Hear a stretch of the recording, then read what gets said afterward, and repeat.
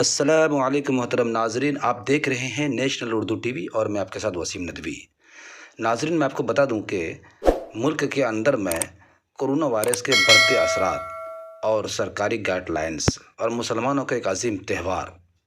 और मुसलमानों के उसमें सब्र ज़ब्त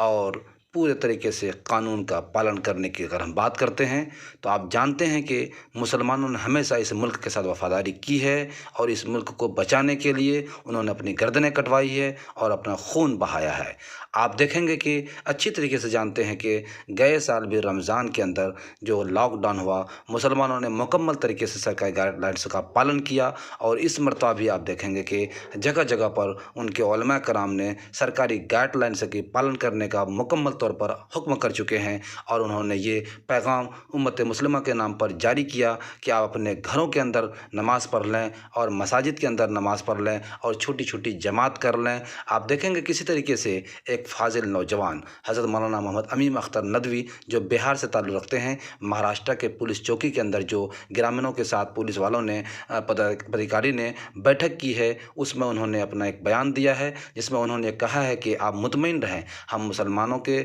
दरमियान ऐसी कोई बात नहीं है, हम कानून का मुकम्मल पालन करेंगे और किसी किस्म का कानून का कोई उल्लंघन नहीं करेंगे और हमारे मुसलमान अपने घरों में नमाज पढ़ेंगे। आप इस बात से इत्मीनान रहें। देखें आप इस ताज़ा तरीन वीडियो में नेशनल उर्दू टीवी की हर खबर पर आपकी पहली नजर, आज ना सच्चाई का सुनने के लिए सब्सक्राइब कीजिए नेशनल उर्दू टीवी। के साथ हर साल अपने समाज को शांत और एक कानून के दायरे में रखते हुए हमारे त्यौहार को मनाने का हमें गाइडलाइन देते हैं। इसलिए हम उनका आभार व्यक्त करते हैं और पूजा करते हैं।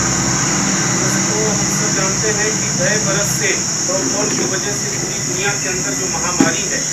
ये लॉकडाउन दरअसल हमारी हिफाजत के लिए है, हमारी सुरक्षा के लिए है कि अगर हम उसका पालन करेंगे तो खुद हमारी ज़ात को उसका फ़ायदा पहुंचेगा, हमारे घर वालों को, हमारे समाज को, हमारे मुल्क और हमारे देश को उसका फ़ायदा पहुंचेगा। इसकी वजह से लॉकडाउन है और ये हम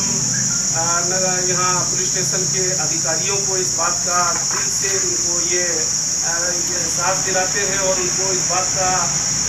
भरोसा दिलाते हैं कि जिस तरीके से पिछले साल हम लोगों ने लॉकडाउन का पालन किया रमज़ान के महीने में और ईद की नमाज़ अदा करने में कि अपने अपने घरों में नमाज़ पढ़ते रहे और उसके बाद ईद जैसे बहुत ही मुबारक और पवित्र दिन में भी हम लोगों ने कानून का उल्लंघन न करते हुए कानून का पालन करके अपने अपने घरों में नमाज़ पढ़ा किया। उसी तरीके से इंशाअल्लाह इस बार भी हम उसी तरीके से करेंगे और पूरे महीने में अल्हम्दुलिल्लाह सारे मुसलमानों ने उसी तरीके से किया है कि 3, 4, 5 लोग आप अपने अपने घरों के जितने भी अफराद हैं 3, 4, 5 लोग मिलकर अपने अपने घरों में नमाज़ पढ़े। इंशाअल्लाह उसी तरीके से ईद की भी नमाज में भी करेंगे, इस बात का हम आपको भरोसा दिलाते हैं। और दूसरी बात यह है कि थोड़ी सी अभी जो बात आई सामने, जैसे ईद के दिन है, थोड़ा कुछ लोगों को सामान है,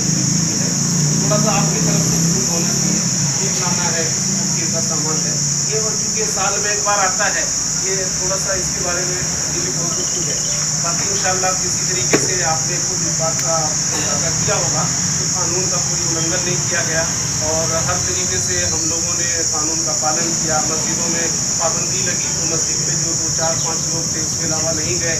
और घरों में भी और इधर उधर भी अफरा तफरी का माहौल नहीं रहा। इंशाअल्लाह ईद की नमाज उसी तरीके से अदा की जाएगी। बस इसी बात को हाँ मस्जिदों में ऐलान किया जाएगा। और दूसरी बात मैं आपको बता दूँ कि हर साल ईद की नमाज ईदगाह में 10 बजे होती है, लेकिन अभी चूँकि घर घर पढ़ना है तो हर एक को अपनी अपनी मर्जी है, जैसी सहूलत से होंगे वो अपने पढ़ेंगे।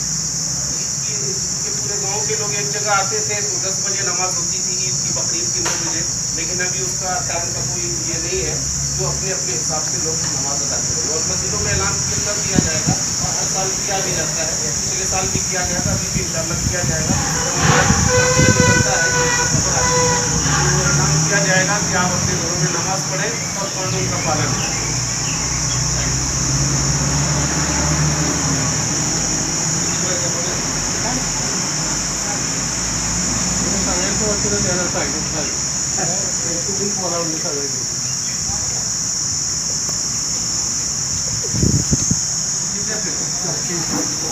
आपका पुलिस स्टेशन की तरफ से फिर एक बार आप सबको